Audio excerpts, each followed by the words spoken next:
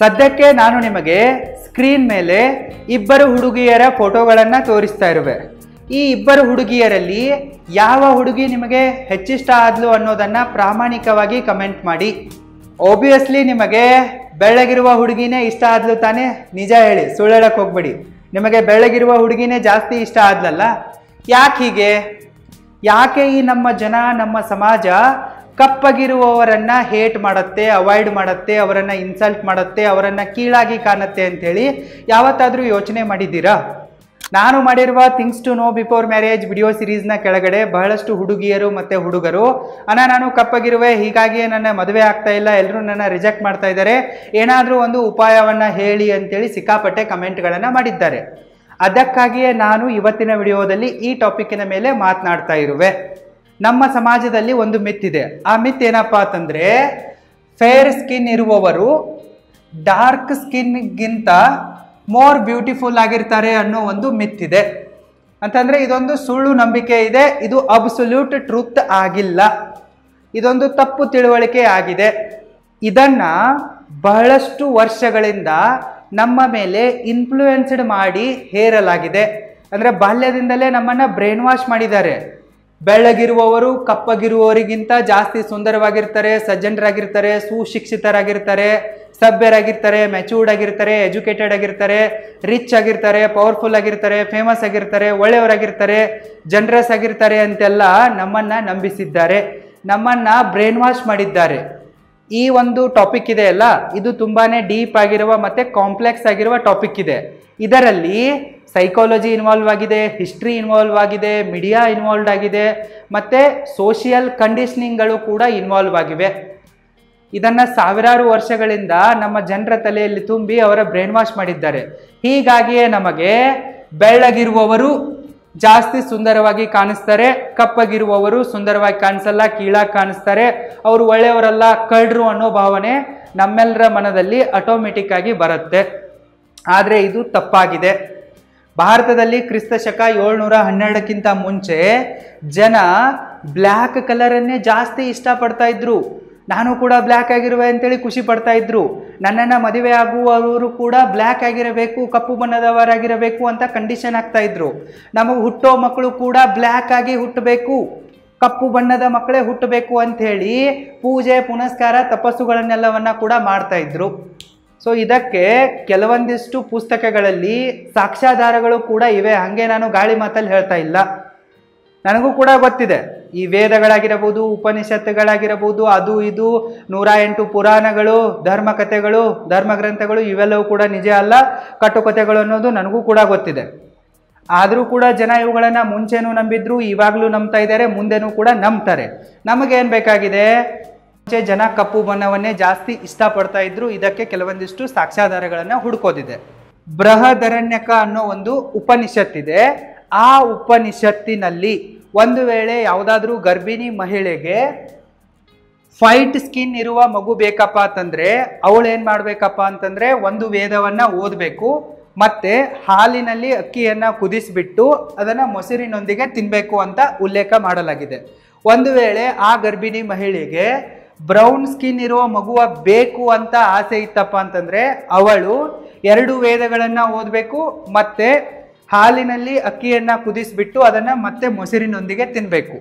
ಇದೇ ಒಂದು ಉಪನಿಷತ್ತಿನಲ್ಲಿ ಯಾವುದಾದ್ರೂ ಓರ್ವ ಗರ್ಭಿಣಿ ಮಹಿಳೆಗೆ ಬ್ಲ್ಯಾಕ್ ಸ್ಕಿನ್ ಇರುವ ಮಗು ಬೇಕಪ್ಪ ಅಂತಂದರೆ, ಕಪ್ಪಗಿರುವ ಮಗು ಹುಟ್ಟಬೇಕಪ್ಪ ಅಂತಂದರೆ ಅವಳಿಗೆ 3 ವೇದಗಳನ್ನು ಓದಬೇಕಾಗ್ತಾ ಇತ್ತು, ಮತ್ತು ನೀರಿನಲ್ಲಿ ಅಕ್ಕಿಯನ್ನು ಕುದಿಸಿಬಿಟ್ಟು ಮೊಸರಿನೊಂದಿಗೆ ತಿನ್ನಬೇಕು ಅಂಥೇಳಿ ಉಲ್ಲೇಖ ಇದೆ. ಇಲ್ಲಿ ನೋಡಿ, ಬೆಳ್ಳಗಿರುವ ಮಗು ಬೇಕಪ್ಪ ಅಂತಂದರೆ ಒಂದೇ ವೇದವನ್ನು ಓದೋದಿದೆ. ಅದೇ ಮಹಿಳೆಗೆ ಕಪ್ಪಗಿರುವ ಮಗು ಬೇಕಪ್ಪ ಅಂತಂದರೆ ಅವಳಿಗೆ 3 ವೇದಗಳನ್ನು ಓದಬೇಕಾಗತ್ತೆ. ಸೊ ಇದರಿಂದ ನಮಗೇನು ಅರ್ಥ ಆಗತ್ತಪ್ಪ ಅಂತಂದರೆ, ಪೂರ್ವಕಾಲೀನ ಜನ ಕಪ್ಪು ಬಣ್ಣವನ್ನು ಹೆಚ್ಚಿಷ್ಟಪಡ್ತಾ ಇದ್ರು. ಆವಾಗಿನ ಕಾಲದಲ್ಲಿ ಕಪ್ಪು ಬಣ್ಣ ಒಂದು ಹೆಮ್ಮೆಯ ಸಂಕೇತವಾಗಿತ್ತು, ಗರ್ವದ ಸಂಕೇತವಾಗಿತ್ತು, ಪಾಸಿಟಿವಿಟಿಯ ಸೈನ್ ಆಗಿತ್ತು. ಯಾಕಪ್ಪ ಅಂತಂದರೆ ಆವಾಗಿನ ದೇವರುಗಳು, ಆವಾಗ ಜನ ಯಾವ ಯಾವ ದೇವರುಗಳನ್ನು ಪೂಜೆ ಮಾಡ್ತಾ ಇದ್ರಲ್ಲ ಅವರೆಲ್ಲರೂ ಕೂಡ ಕಪ್ಪು ಬಣ್ಣದವರೇ ಆಗಿದ್ದರು. ಅವರ ಮೈಬಣ್ಣ ಕಪ್ಪಿತ್ತು. ಉದಾಹರಣೆಗಾಗಿ ಹೇಳಬೇಕಪ್ಪ ಅಂತಂದರೆ ವಿಷ್ಣು ದೇವರನ್ನು ತೆಗೆದುಕೊಳ್ಳಿ, ಕೃಷ್ಣನನ್ನ ತೆಗೆದುಕೊಳ್ಳಿ, ಇವರೆಲ್ಲರೂ ಕೂಡ ಕಪ್ಪು ಬಣ್ಣದವರೇ ಆಗಿದ್ದರು. ಹೀಗಾಗಿ ಆವಾಗಿನ ಕಾಲದ ಜನ ಕಪ್ಪು ಬಣ್ಣವನ್ನೇ ಗುಡ್ ಅಂತ ಭಾವಿಸಿದ್ದರು, ಪ್ರೈಡ್ ಅಂತ ಭಾವಿಸಿದ್ದರು, ಅದನ್ನೇ ಹೆಚ್ಚು ಪ್ರೀತಿಸ್ತಾ ಇದ್ರು. ಇಷ್ಟೇ ಯಾಕೆ, ನಿಮಗೆ ಮಹಾಭಾರತದಲ್ಲಿ ಬರುವ ಮೋಸ್ಟ್ ಬ್ಯೂಟಿಫುಲ್ ಲೇಡಿ ಯಾರು ನಿಮಗೆ ಗೊತ್ತಿದೆ. ಮಹಾಭಾರತದಲ್ಲಿ ಬರುವ ಮೋಸ್ಟ್ ಬ್ಯೂಟಿಫುಲ್ ಲೇಡಿ ಯಾರಪ್ಪ ಅಂತಂದ್ರೆ ದ್ರೌಪದಿ. ಅವಳು ಕೂಡ ಕಪ್ಪು ಮೈಬಣ್ಣವನ್ನ ಹೊಂದಿದ್ಲು. ಅದಕ್ಕಾಗಿಯೇ ದ್ರೌಪದಿಗೆ ಕೃಷ್ಣ ಅನ್ನೋ ಮತ್ತೊಂದು ಹೆಸರಿತ್ತು. ಕೃಷ್ಣ ಅಂದ್ರೆ ಏನಪ್ಪಾ ಅಂತಂದ್ರೆ ಕಪ್ಪು ಮೈಬಣ್ಣವನ್ನ ಹೊಂದಿರುವ ವ್ಯಕ್ತಿ ಅಂದಂಗೆ ಅರ್ಥ.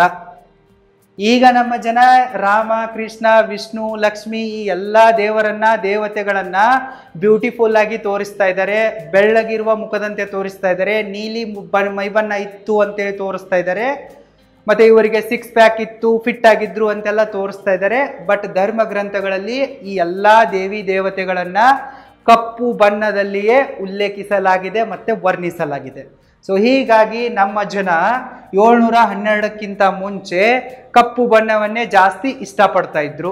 712ಕ್ಕೆ ಏನಾಗತ್ತೆ ಅಂತೇಳಿ ಸ್ವಲ್ಪ ಇತಿಹಾಸವನ್ನ ತೆಗೆದು ನೋಡಿದ್ರೆ ಗೊತ್ತಾಗತ್ತೆ. ಭಾರತಕ್ಕೆ ಮೊದಲ ಬಾರಿಗೆ ಕೆಲವೊಂದಿಷ್ಟು ಅರಬಿ ಜನ ಬರ್ತಾರೆ. ಸೊ ಅದಾದ ನಂತರ ಮೊಘಲರು ಬರ್ತಾರೆ. ಸೊ ಅವ್ರು ಬಂದ್ರಪ್ಪ ಅಂತಂದ್ರೆ ಸಾವಿರಾರು ವರ್ಷಗಳ ತನಕ ನಮ್ಮನ್ನ ಆಳ್ತಾರೆ. ಇದಂತೂ ಇತಿಹಾಸ ನಿಮಗೆ ಗೊತ್ತಿದೆ. ಡಾರ್ಕ್ ಹಿಸ್ಟ್ರಿ ಆಫ್ ಇಂಡಿಯಾ ಗೊತ್ತೇ ಇದೆ. ಸೊ ನಮ್ಮಲ್ಲಿ ಜಾತೀಯತೆ ಇತ್ತು, ಧರ್ಮದ ದಂಗಲ್ಗಳಾಗ್ತಾ ಇದ್ವು, ಜನರಲ್ಲಿ ಒಗ್ಗಟ್ಟಿರಲಿಲ್ಲ. ಕೆಲವೊಂದಿಷ್ಟು ಉಚ್ಚ ಜಾತಿಯವರಂತ ಹೇಳ್ಕೊಳ್ಳುವ ನೀಚ ಮನಸ್ಥಿತಿಯ ಜನರು ನಮಗೆ ಶಿಕ್ಷಣ ಕೊಡ್ತಾ ಇರಲಿಲ್ಲ, ಅಧಿಕಾರ ಕೊಡ್ತಾ ಇರಲಿಲ್ಲ, ಸಮಾನತೆ ಕೊಡ್ತಾ ಇರಲಿಲ್ಲ, ನಮ್ಮನ್ನು ಪ್ರಾಣಿಗಳ ಥರ ನಡೆಸಿಕೊಳ್ತಾ ಇದ್ರು. ಹೀಗಾಗಿ ಭಾರತ ದುರ್ಬಲವಾಗಿತ್ತು. ಸೊ ಹೀಗಾಗಿ ಪರದೇಶಿಯರು ಬಂದು ನಮ್ಮ ಮೇಲೆ ಆಕ್ರಮಣ ಮಾಡಿದರು. ಮತ್ತೆ ಮೊಘಲರಂತವರು ನಮ್ಮನ್ನ ಕಪಿಮುಷ್ಟಿಗೆ ತೆಗೆದುಕೊಂಡು ಆಳೋಕೆ ಶುರು ಮಾಡಿದ್ರು. ಮುಂಚೆ ನಮ್ಮ ಜನ ಹೇಗಿದ್ರು ಅಂತೇಳಿ ಸ್ವಲ್ಪ ಇಮ್ಯಾಜಿನೇಷನ್ ಮಾಡ್ಕೊಳ್ಳಿ. ಈ ಮೊಘಲರು ಬರೋದಕ್ಕಿಂತ ಮುಂಚೆ ನಮ್ಮಲ್ಲಿ ಜಾತೀಯತೆಯ ಸಿಸ್ಟಮ್ ಇತ್ತು, ತನಾತನಿಗಳಿದ್ರು. ಸೊ ಇವರಂತೂ ಏನು ಕೆಲಸ ಮಾಡ್ತಾ ಇರಲಿಲ್ಲ, ಇವರು ಆರಾಮಾಗಿ ಮನೆಯಲ್ಲಿ ಕುತ್ಕೊಂಡ್ಬಿಟ್ಟು ಹರಾಮಿ ತಿಂತಾ ಇದ್ರು. ಬಟ್ ಮಿಕ್ಕ ಜನರೆಲ್ಲ ಗದ್ದೆಗಳಲ್ಲಿ ಬಿಸಿಲಲ್ಲಿ ಬೆವರು ಸುರಿಸ್ತಾ ಇದ್ರು, ಕಷ್ಟಪಡ್ತಾ ಇದ್ರು. ಸೊ ಹೀಗಾಗಿ ಅವರ ಮೈ ಬಣ್ಣ ಏನಾಗಿತ್ತು, ಕಪ್ಪು ಬಣ್ಣದಾಗಿತ್ತು. ಆದರೆ ಈ ಮೊಘಲರ ಮೈ ಬಣ್ಣ ಹೇಗಿತ್ತು ಅಂತೇಳಿ ಸ್ವಲ್ಪ ಯೋಚನೆ ಮಾಡಿ. ಮೊಘಲರೆಲ್ಲರೂ ಕೂಡ ಬ್ಯೂಟಿಫುಲ್ ಆಗಿದ್ರು, ಅಂದ್ರೆ ಬಿಳಿಯ ಮೈ ಬಣ್ಣವನ್ನ ಹೊಂದಿದ್ರು. ಸೊ ಅವರ ಜೆನೆಟಿಕ್ ಕಂಡೀಷನ್ ಹಂಗಿತ್ತು, ಹಾಗಾಗಿ ಅವರು ಬಿಳಿಯ ಮೈಬಣ್ಣವನ್ನ ಹೊಂದಿದ್ರು. ಇನ್ನು ಯಾರು ತನಾತನಿಗಳು ಮನೆಯಲ್ಲೇ ಕುಳಿತುಕೊಂಡು ಹರಾಮಿ ತಿಂತಾ ಇದ್ರಲ್ಲ, ಏನು ಕೆಲಸ ಮಾಡದೆ, ಅವ್ರು ಯಾವತ್ತೂ ಕೂಡ ಬಿಸಿಲಿಗೆ ಬಂದು ಮೈಯನ್ನ ಒಡ್ಡಿರ್ಲೇ ಇಲ್ಲ, ಕಷ್ಟಪಟ್ಟಿರ್ಲೇ ಇಲ್ಲ. ಸೊ ಹೀಗಾಗಿ ಅವರ ಮೈಬಣ್ಣ ಕೂಡ ಏನಿತ್ತು, ಬಿಳಿಯದ್ದಾಗಿದೆ ಇತ್ತು. ಸೊ ಈ ಮೊಘಲರು ಬಂದಾಗ ಏನಾಯ್ತಪ್ಪ ಅಂತಂದ್ರೆ ಅವರ ಕಲೆ ಆಗಿರಬಹುದು, ಸಾಹಿತ್ಯ ಆಗಿರಬಹುದು, ಸಂಗೀತ ಆಗಿರಬಹುದು, ನೃತ್ಯ ಆಗಿರಬಹುದು, ಮತ್ತೆ ಪೇಂಟಿಂಗ್ಸ್ಗಳಾಗಿರಬಹುದು, ಅವುಗಳೆಲ್ಲದರಲ್ಲೂ ಕೂಡ ಬಿಳಿ ಮೈಬಣ್ಣವನ್ನ ಹೊಗಳೋಕೆ ಶುರು ಮಾಡಿದರು. ಫೇರ್ ಸ್ಕಿನ್ನಿನ ವರ್ಣನೆ ಶುರುವಾಯಿತು. ಯಾವುದೇ ಸಾಹಿತ್ಯವನ್ನ ಬರೆಯಲಿ, ಕತೆ ಬರೀಲಿ, ಕವನ ಬರೆಯಲಿ, ಹಾಡು ಬರೀಲಿ, ಅದರಲ್ಲೆಲ್ಲ ಏನಾಯ್ತು, ಬಿಳಿ ಸ್ಕಿನ್ನನ್ನ ಹೊಗಳುವ ಒಂದು ಚಾಳಿ ಶುರುವಾಗ್ಬಿಡ್ತು. ಅಲ್ಲೇನಾಯ್ತಪ್ಪ ಅಂತಂದ್ರೆ ಕಪ್ಪು ಮೈಬಣ್ಣವನ್ನ ಹೊಂದಿರುವವರ ಜೊತೆಗೆ ಫಸ್ಟ್ ಟೈಮ್ ಭೇದ ಭಾವ ಶುರುವಾಯಿತು. ನಾವು ಬಿಳಿ ಮೈಬಣ್ಣವನ್ನ ಹೊಂದಿದ್ದೇವೆ, ಹೀಗಾಗಿ ನಾವು ಶ್ರೇಷ್ಠರು, ನಾವು ರಾಜರು, ನಾವು ರಾಜ್ಯ ಆಳೋರು, ದೇಶ ಆಳೋರು. ನೀವು ಕಪ್ಪು ಮೈಬಣ್ಣವನ್ನ ಹೊಂದಿದ್ದೀರಿ, ನೀವು ಬರೀ ಕೆಲಸ ಮಾಡೋರು, ನೀವು ನೀಚರು ಅನ್ನೋ ಒಂದು ಮನಸ್ಥಿತಿ ಮೊಘಲರ ಕಾಲದಲ್ಲಿ ಬೆಳವಣಿಗೆ ಆಗೋಕೆ ಶುರುವಾಯಿತು. ಮತ್ತೆ ಈ ಮೊಘಲರಿದಾರಲ್ಲ, ಮತ್ತೊಂದು ತಪ್ಪನ್ನ ಮಾಡಿದ್ರು. ಆ ತಪ್ಪೇನಪ್ಪ ಅಂತಂದ್ರೆ ಅವರು ಭಾರತಕ್ಕೆ ದಕ್ಷಿಣ ಆಫ್ರಿಕಾದಿಂದ ಗುಲಾಮರನ್ನ ಇಂಪೋರ್ಟ್ ಮಾಡ್ಕೊಂಡ್ರು. ದಕ್ಷಿಣ ಆಫ್ರಿಕಾದಲ್ಲಿ ನಿಮ್ಗೆ ಗೊತ್ತೇ ಇದೆ, ಅಲ್ಲಿರುವ ಎನ್ವೈರ್ಮೆಂಟಲ್ ಕಂಡೀಷನ್ದಿಂದಾಗಿ ಅವರು ಕಪ್ಪಗಿದ್ದಾರೆ ನಮಗಿಂತಲೂ. ಸೊ ಅವರನ್ನ ಇಲ್ಲಿ ಕರ್ಕೊಂಡ್ಬಂದ್ರು. ಯಾವ ರೀತಿ ಕರ್ಕೊಂಡ್ಬಂದ್ರು, ಗುಲಾಮರಂತೆ ಕರ್ಕೊಂಡ್ಬಂದ್ರು. ಹೇಗೆ ನಾವು ಪ್ರಾಣಿಗಳನ್ನ ಮಾರಾಟ ಮಾಡ್ತೀವೋ, ಕತ್ತೆಗಳ ತರ ದುಡಿಸಿಕೊಳ್ತೀವೋ, ಅದೇ ರೀತಿ ಈ ಗುಲಾಮರನ್ನು ಅಂದ್ರೆ ಬಡ ಜನರನ್ನು ಈ ಮೊಘಲರು ಏನ್ ಮಾಡಿದ್ರಪ್ಪ ಅಂತಂದ್ರೆ ಅಲ್ಲಿಂದ ಖರೀದಿಸಿ ತಂದು ಇಲ್ಲಿ ಮಾರೋಕೆ ಶುರು ಮಾಡಿದ್ರು. ಹೇಗೆ ಪ್ರಾಣಿಗಳಿಗೆ ತಮಗುಟ್ಟುವ ಮರಿಗಳ ಮೇಲೆ ಅಧಿಕಾರ ಇರಲ್ವೋ, ಅದೇ ರೀತಿ ಗುಲಾಮರಿಗೂ ಕೂಡ ತಮ್ಮ ಹೆಂಡತಿ ಮಕ್ಕಳ ಮೇಲೆ ಯಾವುದೇ ಅಧಿಕಾರ ಇರಲಿಲ್ಲ. ಅವರನ್ನ ಎತ್ತುಗಳಂತೆ, ಕತ್ತೆಗಳಂತೆ ದುಡಿಸ್ತಾ ಇದ್ರು, ಮತ್ತೆ ದನಗಳಂತೆ ಮಾರಾಟ ಮಾಡ್ತಾ ಇದ್ರು ಓಪನ್ ಆಗಿ. ಸೊ ಅವರ ಮೈಬಣ್ಣ ಕೂಡ ಕಪ್ಪಾಗಿತ್ತು. ಮತ್ತೆ ಭಾರತದಲ್ಲಿ ತನಾತನಿಗಳನ್ನ ಬಿಟ್ಟು ಶ್ರಮಜೀವಿಗಳಾದ ನಮ್ಮ ಪೂರ್ವಜರ ಮೈಬಣ್ಣ ಕೂಡ ಏನಿತ್ತು, ಕಪ್ಪಗೆ ಇತ್ತು. ಮೊಘಲರು ಬಂದಾಗ ಮೊಘಲರಿಗೆ ಬಕೆಟ್ ಹಿಡಿದವರೇ ಇವರು ಉಚ್ಚವರ್ಣೀಯರು. ಸೊ ಅವರು ಕೂಡ ಫೈಟು, ಇವರು ಕೂಡ ಫೈಟು. ಇವರೇನು ಶುರು ಮಾಡಿದ್ರಪ್ಪ ಅಂತಂದ್ರೆ ಯಾರ ಮೈಬಣ್ಣ ಕಪ್ಪಗಿದೆಯಲ್ಲ ಅವರೆಲ್ಲರೂ ಗುಲಾಮರು. ಅವರೆಲ್ಲ ಕಾರ್ಮಿಕರು, ಅವರೆಲ್ಲ ಕೆಲಸ ಮಾಡೋರು ಅನ್ನೋ ಒಂದು ಡಿಸ್ಕ್ರಿಮಿನೇಷನ್ ಅನ್ನ ಶುರು ಮಾಡಿದ್ರು. ಆವಾಗ ಅಲ್ಲಿ ಮೈಂಡ್ಸೆಟ್ ಯಾವ ರೀತಿ ಫಾರ್ಮ್ ಆಯ್ತಪ್ಪ ಅಂತಂದ್ರೆ, ಫೇರ್ ಸ್ಕಿನ್ ಇತ್ತಪ್ಪ ಅಂತಂದ್ರೆ ಅವರೆಲ್ಲರೂ ರಾಯಲ್ ಅಂದಂಗೆ, ಅವರೆಲ್ಲರೂ ಉಚ್ಚವರ್ಣೀಯರಂದಂಗೆ, ಅವರೆಲ್ಲರೂ ಶ್ರೇಷ್ಠರಂದಂಗೆ ಅನ್ನೋ ಮನಸ್ಥಿತಿ ಬಂತು.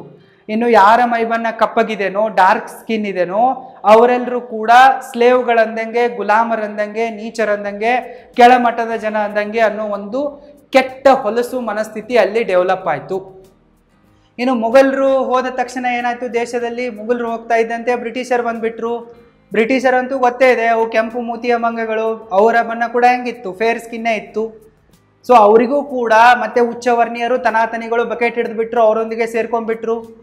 ಮತ್ತೆ ಈ ಬ್ರಿಟಿಷರಿದಾರಲ್ಲ, ಇವರೊಂದು ಮೋಸ್ಟ್ ಡೇಂಜರಸ್ ಕೆಲಸ ಏನು ಮಾಡಿದ್ರಪ್ಪ ಅಂತಂದ್ರೆ, ಫೇರ್ ಅನ್ನೋ ಶಬ್ದದ ಅರ್ಥವನ್ನೇ ಬದಲಾಯಿಸ್ಬಿಟ್ರು. ಮುಂಚೆ ಫೇರ್ ಅನ್ನೋ ಪದಕ್ಕೆ ಅರ್ಥ ಏನಿತ್ತು, ಜಸ್ಟ್ ಬ್ಯೂಟಿ ಅನ್ನೋ ಅರ್ಥ ಇತ್ತು. ಅದನ್ನ ಅವರು ಯಾವ ರೀತಿ ಬದಲಾಯಿಸಿದ್ರಪ್ಪ ಅಂತಂದ್ರೆ, fair is equal to white skin, beauty, good, justice, honest, clean, unbiased, positive, trustworthy etcetera. Fair ಅನ್ನೋ ಪದಕ್ಕೆ ಬ್ಯೂಟಿ ಅನ್ನೋ ಅರ್ಥ ಅಷ್ಟೇ ಇತ್ತು. ಆದರೆ ಬ್ರಿಟಿಷರು ಅದನ್ನ ಬೇರೆ ರೀತಿಯಲ್ಲೇ ಬದಲಾಯಿಸಿಬಿಟ್ರು, ರೀಡಿಫೈನ್ ಮಾಡಿದ್ರು. ಸೊ ಎಷ್ಟು ಪಾಸಿಟಿವ್ ಶಬ್ದಗಳಿವೆನೋ, ಎಷ್ಟು ಪಾಸಿಟಿವಿಟಿ ಇದೆಯೋ ಅದನ್ನೆಲ್ಲವನ್ನ ಫೇರ್ ಜೊತೆಗೆ ಸೇರಿಸ್ಬಿಟ್ರು. ಫೇರ್ ಜೊತೆಗೆ ಫೇರ್ ಸ್ಕಿನ್ ಸೇರಿತು. ಹೀಗಾಗಿ ಬ್ರಿಟಿಷರ ಕಾಲದಲ್ಲಿ ಏನಾಯ್ತಪ್ಪ ಅಂತಂದ್ರೆ, ಈ ಮನಸ್ಥಿತಿ ಮತ್ತಷ್ಟು ಪ್ರಬಲವಾಗ್ತಾ ಹೋಯ್ತು. ಅಂದ್ರೆ ಯಾರ ಮೈಬಣ್ಣ, ಯಾರ ಮುಖ ಬೆಳ್ಳಗಿದೇನೋ ಅವರೆಲ್ಲರೂ ಶ್ರೇಷ್ಠರಂದಂಗೆ, ಪವರ್ಫುಲ್ ಅಂದಂಗೆ, ರಿಚ್ ಅಂದಂಗೆ, ಎಜುಕೇಟೆಡ್ ಅಂದಂಗೆ, ಶ್ರೀಮಂತರಂದಂಗೆ, ಅನ್ಬೇಯಾಸಡ್ ಅಂದಂಗೆ, ಜಸ್ಟಿಸ್ಫುಲ್ ಅಂದಂಗೆ. ಇನ್ನು ಯಾರ ಮೈಬಣ್ಣ ಕಪ್ಪಗಿದೇನೋ ಅವರೆಲ್ಲರೂ ಗುಲಾಮರಂದಂಗೆ, ಅವರಿಗೆ ಎಜುಕೇಟೆಡ್ ಅಲ್ಲ ಅಂತಂದಂಗೆ, ಮತ್ತೆ ಅವ್ರು ಬಡವರಂದಂಗೆ, ಅವ್ರು ಸರಿಯಾಗಿಲ್ಲ ಅಂದಂಗೆ, ಅವ್ರು ಕಳ್ಳರಂದಂಗೆ ಅನ್ನೋ ಒಂದು ಮೈಂಡ್ಸೆಟ್ ಏನಾಯ್ತು ಅಲ್ಲಿ ಪ್ರಬಲವಾಗಿ ಫಾರ್ಮ್ ಆಯ್ತು. ಇಲ್ಲಿ ನಾವೇನು ಅರ್ಥ ಮಾಡ್ಕೋಬೇಕಪ್ಪ ಅಂತಂದ್ರೆ, ಈ ಮೊಘಲರ ಗುಲಾಮಗಿರಿ ಇತ್ತಲ್ಲ, ಇದೊಂದು 600-700 ವರ್ಷಗಳ ತನಕ ಇತ್ತು. ಈ ಬ್ರಿಟಿಷರ ಗುಲಾಮಗಿರಿ ಇತ್ತಲ್ಲ, ಇದು ಎಷ್ಟು ವರ್ಷಗಳ ತನಕ ಇತ್ತು, 200-250 ವರ್ಷಗಳ ತನಕ ಇತ್ತು. ಆದರೆ ತನಾತನಿಗಳ ಗುಲಾಮಗಿರಿ ಇದೆಯಲ್ಲ, ಇದು 3000 ವರ್ಷಗಳ ಕಾಲದ ಗುಲಾಮಗಿರಿ ಇತ್ತು. ಈಗಲೂ ಕೂಡ ಆ ಗುಲಾಮಗಿರಿ ಇದೆ, ಅದು ಹೋಗೋದೇ ಇಲ್ಲ. ಯಾಕಂದ್ರೆ ನಮ್ಮ ಜನರಿಗೆ ಬುದ್ಧಿ ಇಲ್ಲ, ನಮ್ಮ ಜನ ಅಂಧಭಕ್ತರಿದ್ದಾರೆ, ಇತಿಹಾಸವನ್ನ ಓದಲ್ಲ. 3000 ವರ್ಷಗಳ ಗುಲಾಮಗಿರಿ ಇನ್ನೂ ಇರೋದ್ರಿಂದ ವೈಟ್ ಸ್ಕಿನ್ ಅನ್ನ ನಮ್ಮ ಮೇಲೆ ಹೇರಲಾಗ್ತಾ ಇದೆ. ಮುಂಚೆನೂ ನಮ್ಮನ್ನ ಬ್ರೈನ್ ವಾಶ್ ಮಾಡ್ತಾ ಇದ್ರು, ಬಿಳಿಯ ಮೈಬಣ್ಣವೇ ಶ್ರೇಷ್ಠ, ಬಿಳಿಯ ಮೈಬಣ್ಣವೇ ಸುಂದರ ಅಂತೇಳಿ ನಮ್ಮ ಬ್ರೈನ್ ವಾಶ್ ಅನ್ನ ಮಾಡ್ತಾ ಇದ್ರು. ಈಗಲೂ ಕೂಡ ಅದನ್ನೇ ಮಾಡ್ತಾ ಇದ್ದಾರೆ. ಅದೇ ಒಂದು ಕೆಟ್ಟ ಚಾಳಿ ಕಂಟಿನ್ಯೂ ಆಗಿದೆ. ಹೀಗಾಗಿಯೇ ನಮಗೆ ಬಿಳಿಯ ಮೈಬಣ್ಣವೇ ಸುಂದರ ಅಂತ ಕಾಣಿಸೋಕೆ ಶುರುವಾಗತ್ತೆ. ಸುಂದರತೆ ಎಲ್ಲಿರತ್ತೆ? ಸುಂದರತೆ ನೋಡುವವರ ಕಣ್ಣಲ್ಲಿರತ್ತೆ. ಬೇರೆ ಬೇರೆ ದೇಶಗಳಲ್ಲಿ ಸುಂದರತೆಗೆ ಬೇರೆ ಬೇರೆ ಡೆಫಿನಿಷನ್ ಇದೆ. ಈಗ ದಕ್ಷಿಣ ಆಫ್ರಿಕಾದ ಹುಡುಗಿಯರು, ಮಾಡೆಲ್ಗಳು ನಮಗೆ ಸುಂದರವಾಗಿ ಕಾಣಿಸಲ್ಲ, ಆಮ್ ಐ ರೈಟ್? ಮತ್ತೆ ಬೇರೆ ಬೇರೆ ದೇಶಗಳ ಹುಡುಗಿಯರು, ಅಲ್ಲಿರುವ ಹೀರೋಯಿನ್ಗಳು, ಮಾಡೆಲ್ಸ್ಗಳು ನಮಗೆ ಸುಂದರವಾಗಿ ಕಾಣಿಸಲ್ಲ. ಇದಕ್ಕೆ ನಿಮಗೆ ಪ್ರೂಫ್ ಕೊಡಬೇಕಪ್ಪ ಅಂತಂದ್ರೆ, ನಾನು ಟೆಕ್ ಫೀಲ್ಡಲ್ಲಿ ಕೆಲಸ ಮಾಡ್ತಾ ಇರುವೆ, ಇಂಟರ್ನೆಟ್ಟಲ್ಲಿ ಏನಾಗುತ್ತೆ ಅನ್ನೋದು ನನಗೆ ಗೊತ್ತಿದೆ. ನಾನು 3 ಸ್ಟಾರ್ಟಪ್ಗಳನ್ನು ನಡೆಸ್ತಾ ಇರುವೆ, ನನಗೆ ಗೊತ್ತು. ಮಾರ್ಕೆಟಿಂಗಲ್ಲಿ ವರ್ಕ್ ಮಾಡ್ತಾ ಇರುವೆ, ನನಗೆ ಗೊತ್ತು. ನಮ್ಮ ದೇಶದ ಜನ ಇಷ್ಟು ಹಲ್ಕ ನನ್ನ ಮಕ್ಕಳಿದಾರಪ್ಪ ಅಂತಂದರೆ, ಪೋರ್ನ್ ಸೈಟ್ಗಳಲ್ಲೂ ಕೂಡ ಹೋಗ್ಬಿಟ್ಟು Indian wife porn videos, Indian woman sex videos, Indian woman sari videos ಅಂತೇಳಿ ಹುಡುಕ್ತಾ ಇರ್ತಾರೆ. ಪೋರ್ನ್ ಸೈಟ್ಗಳಲ್ಲಿ ಅವೇ ಟ್ರೆಂಡಿಂಗ್ ಕೀವರ್ಡ್ಸ್ ಇರ್ತವೆ. ಅಂತಂದರೆ ನಮ್ಮ ಜನ ಪೋರ್ನ್ ನೋಡುವಾಗಲೂ ಕೂಡ ನಮ್ಮ ದೇಶದ ಮಹಿಳೆಯರೇ ಬೇಕು ಅನ್ನೋ ಒಂದು ಮನಸ್ಥಿತಿಯಲ್ಲಿದ್ದಾರೆ. ಅಲ್ಲಿಯೂ ಕೂಡ ಈ ವೈಟ್ ಸ್ಕಿನ್ನಿಗೆ, ಫೇರ್ ಸ್ಕಿನ್ನಿಗೆ, ಬ್ಯೂಟಿಗೆ ಅಡಿಕ್ಟ್ ಆಗಿದ್ದಾರೆ. ಅಂತಂದರೆ ಒಂದೊಂದು ಪ್ರದೇಶಗಳಲ್ಲಿ ಬ್ಯೂಟಿಗೆ, ಸೌಂದರ್ಯಕ್ಕೆ ಒಂದೊಂದು ಥರನಾದ ಸ್ಟ್ಯಾಂಡರ್ಡ್ಗಳನ್ನ ಸೆಟ್ ಮಾಡಲಾಗಿದೆ. ಬೇರೆ ಬೇರೆ ದೇಶದ ಹೆಣ್ಮಕ್ಳು ಬೇರೆ ಬೇರೆ ಥರ ಕಾಣಿಸ್ತಾರೆ. ಬ್ಯೂಟಿ ಅನ್ನೋದೇನಿದೆ ನೋಡುವವರ ಕಣ್ಣಲ್ಲಿದೆ. ಸೊ ನಮ್ಮ ಕಣ್ಣಿಗೆನೆ ಏನು ಮಾಡಿದ್ದಾರೆ ಇವರು? ಮಣ್ಣನ್ನು ಎರಚಿದ್ದಾರೆ, ನಮ್ಮನ್ನೇ ಬ್ರೈನ್ ವಾಶ್ ಮಾಡಿದ್ದಾರೆ. ಹೆಂಗಂತೇಳಿ ಈಗ ಹೇಳುವೆ. ಈ ಫೇರ್ ಸ್ಕಿನ್ ವಿಚಾರದಲ್ಲಿ ನಮ್ಮ ಮೀಡಿಯಾ ಆಗಿರಬಹುದು, ಮತ್ತೆ ಬೇರೆ ಬೇರೆ ವ್ಯಕ್ತಿಗಳಾಗಿರಬಹುದು, ಕೆಲವೊಂದಿಷ್ಟು ಕುತಂತ್ರಿ ಜನ ಆಗಿರಬಹುದು, ಅವ್ರು ಏನು ಮಾಡಿದಾರಪ್ಪ ಅಂತಂದ್ರೆ ರಾಂಗ್ ಸೋಷಿಯಲ್ ಸ್ಟ್ಯಾಂಡರ್ಡ್ ಅನ್ನ ಸೆಟ್ ಮಾಡ್ತಾ ಹೋಗ್ತಾ ಇದ್ದಾರೆ. ಹೇಗಪ್ಪ ಅಂತಂದ್ರೆ, ಫೇರ್ ಸ್ಕಿನ್ ಇದೆ ಅಂತ ಅನ್ಕೊಳ್ಳಿ, ಆ ವ್ಯಕ್ತಿ, ಆ ಹುಡುಗ ವೈಟ್ ಇದ್ದಾನೆ ಅಂತ ಅನ್ಕೊಳ್ಳಿ, ಅವನು ಪಾಸಿಟಿವ್ ಅಂದಂಗೆ, ಗುಡ್ ಅಂದಂಗೆ, ಗ್ರೇಟ್ ಅಂದಂಗೆ. ಆದರೆ ಅದೇ ವ್ಯಕ್ತಿ ಕಪ್ಪಗಿದ್ದಾನೆ, ಡಾರ್ಕ್ ಸ್ಕಿನ್ ಅನ್ನ ಹೊಂದಿದ್ದಾನೆಪ್ಪ ಅಂತಂದ್ರೆ ಅವನು ಕಳ್ಳನಂದಂಗೆ, ಆತ ಕೆಟ್ಟವನಂದಂಗೆ. ಈ ರೀತಿ ಒಂದು ಸೋಷಿಯಲ್ ಸ್ಟ್ಯಾಂಡರ್ಡಿಂಗ್ ಅನ್ನ ಮಾಡ್ತಾ ಇದ್ದಾರೆ. ಯಾವ ರೀತಿ ಮಾಡ್ತಾ ಇದ್ದಾರಪ್ಪ ಅಂತಂದ್ರೆ, ನೀವು ಯಾವುದೇ ಒಂದು ಮೂವಿಯನ್ನ ತೆಗೆದುಕೊಳ್ಳಿ, ಅದರಲ್ಲಿ ಹೀರೋ ಮತ್ತೆ ಹೀರೋಯಿನ್ನು ಇವರಿಬ್ರು ಕೂಡ ಬೆಳ್ಳಗೆ ಇರ್ತಾರೆ, ಸರಿ ತಾನೆ? ಆದರೆ ಅದೇ ಮೂವಿಗಳಲ್ಲಿ ನೋಡಿ ವಿಲನ್ಗಳು, ಸೈಡ್ ಆ್ಯಕ್ಟರ್ಗಳು, ಕಾಮಿಡಿಯನ್ಸ್ಗಳು ಎಲ್ಲರೂ ಕೂಡ ಕಪ್ಪಾಗಿರ್ತಾರೆ. ಅವ್ರು ಬೆಳ್ಳಗಿದ್ರು ಕೂಡ ಅವರನ್ನು ಕಪ್ಪಗಿರೋ ಥರ ಮೇಕಪ್ ಮಾಡಿ ಕಪ್ಪಗೇನೆ ತೋರಿಸ್ತಾರೆ.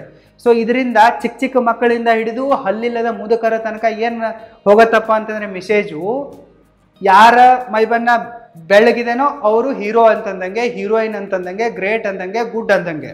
ಇನ್ನು ಯಾರ ಮೈಬಣ್ಣ ಚೆನ್ನಾಗಿಲ್ವೋ ಅವ್ರು ಕಪ್ಪಗಿದಾರೋ ಅವರೆಲ್ಲರೂ ಕಳ್ಳರ್ ಅಂದಂಗೆ, ವಿಲನ್ ಅಂದಂಗೆ, ಕೆಟ್ಟವ್ರು ಅಂದಂಗೆ, ಕಾಮಿಡಿ ಪೀಸ್ಗಳಂದಂಗೆ. ಸೊ ಈ ಒಂದು ಸೋಷಿಯಲ್ ಸ್ಟ್ಯಾಂಡರ್ಡಿಂಗನ್ನು ನಮ್ಮ ಮೀಡಿಯಾಗಳು ಸೆಟ್ ಮಾಡ್ತಾ ಇವೆ, ನಮ್ಮ ಫಿಲಮ್ ಇಂಡಸ್ಟ್ರಿ ಸೆಟ್ ಮಾಡ್ತಾ ಇದೆ, ನಮ್ಮ music, literature industry, news media ಇದನ್ನೇ ಸೆಟ್ ಮಾಡ್ತಾ ಇದೆ. ಸೊ ಇವರು ಈ ಸೋಷಿಯಲ್ ಸ್ಟ್ಯಾಂಡರ್ಡಿಂಗ್ ಮಾಡ್ತಾ ಇರೋದ್ರಿಂದ ನಮ್ಮ ಜನ ಅದನ್ನೇ ನಿಜ ಅಂತ ನಂಬ್ತಾ ಇದ್ದಾರೆ. ಫೇರ್ ಸ್ಕಿನ್ನೇ ಮೋರ್ ಬ್ಯೂಟಿಫುಲ್ ಅಂತ ನಂಬ್ತಾ ಇದ್ದಾರೆ. ಈ ರೀತಿ ನಂಬಿಸ್ಬಿಟ್ಟು ಅವರಿಗೇನು ಮಾಡೋದಿದೆ, ಬ್ಯೂಟಿ ಪ್ರಾಡಕ್ಟ್ಗಳನ್ನು ಮಾರಾಟ ಮಾಡೋದಿದೆ, ನಿಮಗೆ ಫೇರ್ನೆಸ್ ಕ್ರೀಮ್ಗಳನ್ನು ಮಾರಾಟ ಮಾಡೋದಿದೆ, ಜೆಲ್ಗಳನ್ನು ಮಾರಾಟ ಮಾಡೋದಿದೆ, ಟ್ಯಾಬ್ಲೆಟ್ಸ್ಗಳನ್ನು ಮಾರಾಟ ಮಾಡೋದಿದೆ, ಫೇಶಿಯಲ್ ಸರ್ಜರಿಗಳನ್ನು ಮಾಡಿಸಿ ದುಡ್ಡು ಕೀಳೋದಿದೆ ನಮ್ಮ ಹೆಲ್ತ್ ಕೇರ್ ಇಂಡಸ್ಟ್ರಿಗೆ. ಸೊ ಇವರು ಈ ಕುತಂತ್ರವನ್ನು ಮಾಡ್ತಾ ಇದ್ದಾರೆ, ಸೋಷಿಯಲ್ ಸ್ಟ್ಯಾಂಡರ್ಡಿಂಗನ್ನು ಸೆಟ್ ಮಾಡ್ತಾ ಇದ್ದಾರೆ. ಮೊಘಲರ ಕಾಲದಲ್ಲಿ, ಬ್ರಿಟಿಷರ ಕಾಲದಲ್ಲಿ ತನಾತನಿಗಳ ಚಮಚಾಗಿರಿಯಿಂದಾಗಿ ಈ ಒಂದು ಕೆಟ್ಟ ಹೊಲಸು ಮನಸ್ಥಿತಿ ಇತ್ತಲ್ಲ, ಇದು ಫಾರ್ಮ್ ಆಗಿತ್ತು. ಅದು ಸ್ವಾತಂತ್ರ್ಯ ಸಿಕ್ಕ ನಂತರ ಮುಗಿಬೇಕಾಗಿತ್ತು. ನಮಗೆ ಬರೀ ಆಡಳಿತಾತ್ಮಕ ಸ್ವಾತಂತ್ರ್ಯ ಸಿಕ್ಕಿದೆ, ಆರ್ಥಿಕ ಸ್ವಾತಂತ್ರ್ಯ, ಮಾನಸಿಕ ಸ್ವಾತಂತ್ರ್ಯ, ಬೌದ್ಧಿಕ ಸ್ವಾತಂತ್ರ್ಯ ಇನ್ನೂ ನಮಗೆ ಸಿಕ್ಕಿಲ್ಲ. ಶೈಕ್ಷಣಿಕ ಸ್ವಾತಂತ್ರ್ಯ, ಆರೋಗ್ಯಕ್ಕೆ ಸ್ವಾತಂತ್ರ್ಯ ಸಿಕ್ಕಿಲ್ಲ. ನಾವಿನ್ನೂ ಕೂಡ 3000 ವರ್ಷಗಳಿಂದ ನಡೆದು ಬರ್ತಾ ಇರುವ ಗುಲಾಮಗಿರಿಯಲ್ಲೇ ಇದ್ದೇವೆ, ನಾವಿನ್ನೂ ಸ್ವತಂತ್ರರಾಗಿಲ್ಲ. ಬಾಲ್ಯದಿಂದಲೇ ನಮ್ಮನ್ನು ಬ್ರೇನ್ ವಾಶ್ ಮಾಡ್ತಾ ಬಂದಿದ್ದಾರೆ. ಹೀಗಾಗಿ ನಾವು ಇವತ್ತು ವೈಟ್ ಸ್ಕಿನ್ನಿನ ಜೊತೆಗೆ ಫೇರ್ ಸ್ಕಿನ್ನಿನ ಜೊತೆಗೆ ಜಾಸ್ತಿ ಅಬ್ಸೆಸ್ಡ್ ಆಗಿದ್ದೀವಿ. ನೀವು ಯಾವುದೇ ಒಂದು ಮ್ಯಾಟ್ರಿಮೋನಿಯಲ್ ಸೈಟನ್ನು ಓಪನ್ ಮಾಡಿ ನೋಡಿ, ಅದರಲ್ಲಿ ನಿಮಗೆ ಗೊತ್ತಾಗತ್ತೆ 2 ಕಂಡೀಷನ್ಗಳಂತೂ ನಿಮಗೆ ಕಾಮನ್ ಆಗಿ ಕಂಪಲ್ಸರಿಯಾಗಿ ಸಿಗ್ತವೆ. ಮೊದಲೇ ಕಂಡೀಷನ್ ಏನಿರುತ್ತೆ, ಇಂಟರ್ ಕಾಸ್ಟ್ ನಾಟ್ ಅಲೌಡ್ ಅಂತಿರುತ್ತೆ ಎಕ್ಸ್ಪೆಕ್ಟೇಷನ್ಗಳಲ್ಲಿ. ಮತ್ತು 2ನೇ ಕಂಡೀಷನ್ ಏನಿರತ್ತಪ್ಪ ಅಂತಂದರೆ bride or groom must be fair skinned ಅಂತ ಇರುತ್ತೆ. ಅಂದರೆ ಹುಡುಗ ಇಲ್ಲವೇ ಹುಡುಗಿ ಬೆಳ್ಳಗಿರಬೇಕು ಅನ್ನೋ ಕಂಡೀಷನ್ ಇರುತ್ತೆ. ಮತ್ತು ಬೇರೆ ಜಾತಿಯವರನ್ನು ಮದುವೆ ಆಗಲ್ಲ ಅನ್ನೋ ಕಂಡೀಷನ್ ಇರುತ್ತೆ. ಇದು ಎಲ್ಲ ಮೆಟ್ರಿಮೋನಿಯಲ್ ಸೈಟ್ಗಳಲ್ಲಿರುವ ಆಲ್ಮೋಸ್ಟ್ ಆಲ್ ಎಲ್ಲ ಪ್ರೊಫೈಲ್ಗಳಲ್ಲಿಯೂ ಕೂಡ ಈ ಕಂಡೀಷನ್ಗಳು ಸಿಗ್ತವೆ. ಸೊ ನಿಮಗೆ ಡೌಟ್ ಇದ್ದರೆ ಚೆಕ್ ಮಾಡಿ ನೋಡಿ. ಸೊ ಈ ರೀತಿ ಬಾಲ್ಯದಿಂದಲೂ ನಮ್ಮನ್ನು ಸಿಸ್ಟಮ್ಯಾಟಿಕ್ ಆಗಿ ಬ್ರೈನ್ ವಾಶ್ ಮಾಡಿರೋದ್ರಿಂದ ನಾವು ತಿಳಿಯದೇನೋ ನಮ್ಮ ಸಬ್ ಕಾನ್ಷಿಯಸ್ ಮೈಂಡಲ್ಲಿ fair skin is more beautiful than dark skin ಅನ್ನೋದು ಕುತ್ಕೊಂಡ್ಬಿಟ್ಟಿದೆ. ಈ ಒಂದು ಸುಳ್ಳೇ ನಮಗೆ ನಿಜ ಅಂತ ಅನಿಸುತ್ತೆ. ಹೀಗಾಗಿ ನಾವೇನು ಮಾಡ್ತೀವಪ್ಪ ಅಂತಂದರೆ ಬೆಳ್ಳಗಿರುವವರಿಗೆ ಜಾಸ್ತಿ ರೆಸ್ಪೆಕ್ಟ್ ಕೊಡ್ತೀವಿ, ಜಾಸ್ತಿ ಪ್ರಿಫರೆನ್ಸ್ ಕೊಡ್ತೀವಿ, ಅವರೆಡೆಗೆ ಅಟ್ರಾಕ್ಟ್ ಆಗ್ತೀವಿ, ಅವರೊಂದಿಗೆ ಮದುವೆ ಆಗಬೇಕು, ಅವರ ಜೊತೆಗೇ ದೋಸ್ತಿ ಮಾಡಬೇಕು, ಅವರೊಂದಿಗೆ ಸೆಕ್ಸ್ ಮಾಡಬೇಕು ಅಂತೇಳಿ ನಾವು ಸಾಯ್ತೀವಿ. ಆದರೆ ಕಪ್ಪು ಮೈಬಣ್ಣ ಹೊಂದಿರುವವರನ್ನು ನಾವು ಇಷ್ಟಪಡಲ್ಲ, ಹೇಟ್ ಮಾಡ್ತೀವಿ, ಅವಾಯ್ಡ್ ಮಾಡ್ತೀವಿ, ಇನ್ಸಲ್ಟ್ ಮಾಡ್ತೀವಿ, ಅವರಿಗೆ ಕಿಂಡಲ್ ಮಾಡ್ತೀವಿ, ಅವರಿಗೆ ಹರ್ಟ್ ಆಗೋ ಥರ ನಡೆದುಕೊಳ್ತೀವಿ. ಆದರೆ ನಾವೇನು ಅರ್ಥ ಮಾಡ್ಕೋಬೇಕಪ್ಪ ಅಂತಂದರೆ ನಾವು ಯಾವುದು ಒಳ್ಳೇದಂತ ಅಂದ್ಕೊಂಡಿದ್ದೀವೋ ಅದು ಒಳ್ಳೆಯದಲ್ಲ. ಮರಾಠಿಯಲ್ಲಿ ಒಂದು ಗಾದೆ ಮಾತಿದೆ, ದಿಸ್ತೈ ತಸ ನಸ್ತೈ ಅಂತೇಳಿ. ಅಂದರೆ ಕಣ್ಣಿಗೆ ಕಾಣೋದೆಲ್ಲ ನಿಜ ಅಲ್ಲ ಅಂತಂದಂಗೆ, ದೂರದ ಬೆಟ್ಟ ನುಣ್ಣಗೆ ಅಂತಂದಂಗೆ ಒಂದು ಗಾದೆ ಮಾತಿದೆಯಲ್ಲ, ಆ ರೀತಿ ಮರಾಠಿಯಲ್ಲೂ ಕೂಡ ಒಂದು ಗಾದೆ ಮಾತಿದೆ. ಸೊ ನಮಗೆ ವೈಟ್ ಸ್ಕಿನ್ನು ತುಂಬಾ ಚೆನ್ನಾಗಿ ಅಂತ ಅನಿಸುತ್ತೆ, ಆದರೆ ರಿಯಾಲಿಟಿಯಲ್ಲಿ ಅದು ಚೆನ್ನಾಗಿಲ್ಲ ಅಂತಂದಂಗೆ. ಅಮೇರಿಕಾದಲ್ಲಿ ಮೋಸ್ಟ್ ಕಾಮನ್ ಆಗಿರುವ ಕ್ಯಾನ್ಸರ್ ಯಾವುದಪ್ಪ ಅಂತಂದರೆ ಸ್ಕಿನ್ ಕ್ಯಾನ್ಸರು. ಅಲ್ಲಿ 1 ಲಕ್ಷ ಬಿಳಿ ಜನರಲ್ಲಿ 30 ಜನರಿಗೆ ಕಾಮನ್ ಆಗಿ ಸ್ಕಿನ್ ಕ್ಯಾನ್ಸರು ಬಂದೇ ಬರುತ್ತೆ.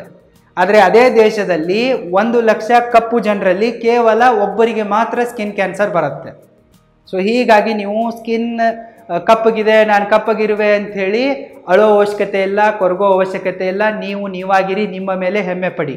ನೀವು ಕಪ್ಪು ಮೈಬಣ್ಣವನ್ನು ಹೊಂದಿದ್ದೀರಿಯಪ್ಪ ಅಂತಂದರೆ ನಿಮಗೆ ಕ್ಯಾನ್ಸರ್ನ ರಿಸ್ಕು ಕಡಿಮೆ ಇದೆ ಅಂತಂದಾಗೆ ಬಿಂದಾಸ್ ಆಗಿರಿ. ಮತ್ತು ನಿಮ್ಮಲ್ಲಿ ಮೆಲನಿನ್ ಅನ್ನೋದು ರಿಚ್ ಇರುತ್ತೆ. ಹೀಗಾಗಿ UV ರೇಸ್ಗಳಿಂದ ಇದು ನಿಮ್ಮನ್ನು ಕಾಪಾಡುತ್ತೆ ಕ್ಯಾನ್ಸರ್ ಬರದಂತೆ. ಮತ್ತು ನಿಮ್ಮ ರೋಗ ನಿರೋಧಕ ಶಕ್ತಿ ಕೂಡ ಜಾಸ್ತಿ ಇರುತ್ತೆ, ನೀವು ಹೆಲ್ದಿಯಾಗಿರ್ತೀರ. ಸೊ ಅದಕ್ಕಾಗಿ ಈ ಬ್ಯೂಟಿ ಚಕ್ಕರ್ನಿಂದ ಹೊರಬನ್ನಿ, ಈ ಒಂದು ಮಿತ್ನಿಂದ ಹೊರಬನ್ನಿ. ಮತ್ತು ನೀವು ಹೇಗಿದ್ದೀರೋ ಅದೇ ರೀತಿ ನಿಮ್ಮನ್ನು ಎಕ್ಸೆಪ್ಟ್ ಮಾಡ್ಕೊಳ್ಳಿ, ಮತ್ತು ಧೈರ್ಯವಾಗಿ ಹೆಮ್ಮೆಯಿಂದ ಬದುಕಿ. ಸೊ ಇಷ್ಟೇ ನಾನು ಹೇಳಬಲ್ಲೆ. ಇದನ್ನು ಬಿಟ್ಟರೆ ಬೇರೆ ಆಪ್ಷನ್ ಯಾವುದೇ ಇಲ್ಲ. ಯಾಕಂತಂದರೆ ಬಾಲ್ಯದಿಂದಲೂ ಬ್ರೈನ್ ವಾಶ್ ಮಾಡ್ತಾ ಇದ್ದಾರೆ, ಈಗಲೂ ಮಾಡ್ತಾರೆ, ಮುಂದೆ ಮಾಡ್ತಾರೆ. ಅವ್ರ ಬಿಸ್ನೆಸ್ ಆಗಿದೆ ಅದು. ಸೊ ನೀವು ಬದುಕಬೇಕಪ್ಪ ಅಂತಂದರೆ ಅವರ ಬಿಸ್ನೆಸ್ಸನ್ನು ಜಾಡಿಸಿ ಓದಿಬಿಟ್ಟು ಧೈರ್ಯವಾಗಿ ಬದುಕು ತೋರಿಸ್ಬೇಕು. ಮತ್ತು ನಿಮಗೆ ಇನ್ನೊಂದು ವಿಚಾರವನ್ನು ನಾನು ಹೇಳೋಕ್ಕೆ ಇಷ್ಟಪಡ್ತೀನಿ. ನೀವು ಗರ್ಭಿಣಿಯಾಗಿರುವಾಗ ಕೇಸರನ್ನು ತಿಂದೆ, ಬಾದಾಮ್ ಹಾಲನ್ನು ಕುಡ್ದೆ, ಹಾಲನ್ನು ಕುಡ್ದೆ, ಬೆಣ್ಣೆಯನ್ನು ತಿಂದೆ, ತುಪ್ಪವನ್ನು ತಿಂದೆ, ಅದನ್ನು ತಿಂದೆ ಇದನ್ನು ತಿಂದೆ ಮಾಡೋದ್ರಿಂದ ನಿಮಗೆ ಬೆಳ್ಳಗಿರುವ ಮಕ್ಕಳು ಹುಟ್ಟಲ್ಲ. ಇದನ್ನು ಅರ್ಥ ಮಾಡ್ಕೊಳ್ಳಿ. ನೀವು ಏನು ತಿಂತೀರಾ ಅನ್ನೋದರ ಮೇಲೆ ನಿಮ್ಮ ಮಕ್ಕಳ ಮೈಬಣ್ಣ ಇದೆಯಲ್ಲ, ಇದು ಡಿಸೈಡ್ ಆಗಲ್ಲ, ನಿಮ್ಮ ಜೀನ್ಗಳ ಮೇಲೆ ಡಿಸೈಡ್ ಆಗುತ್ತೆ. ನಮ್ಮ ಮನೆಗೆ ಇಬ್ಬರು ಕಪಲ್ಸ್ ಬಂದಿದ್ದರು, ಗಂಡ ಹೆಂಡತಿ. ಸೊ ಅವರಿಗೆ ಓರ್ವ ಮಗು ಹುಟ್ಟಿದೆ. ಈ ಗಂಡ ಹೆಂಡತಿ ಇಬ್ಬರು ಕೂಡ ಕಪ್ಪಗಿದ್ದಾರೆ, ಆದರೆ ಅವರ ಮಗ ಇದ್ದಾನಲ್ಲ ಆತ ಬೆಳ್ಳಗಿದ್ದಾನೆ. ಸೊ ಆವಾಗ ನಮ್ಮ ಒಬ್ಬರು ರಿಲೇಟಿವ್ ಅವ್ರಿಗೆ ಕೇಳಿದರು, ನೀವಿಬ್ಬರು ಗಂಡ ಹೆಂಡತಿ ಕಪ್ಪಗಿದ್ದೀರಾ, ಆದರೆ ಹೇಗೆ ನಿಮ್ಮ ಮಗ ಇಷ್ಟೊಂದು ಬೆಳಗಾಗಿ ಹುಟ್ಟಿದ್ದಾನೆ ಅಂಥೇಳಿ.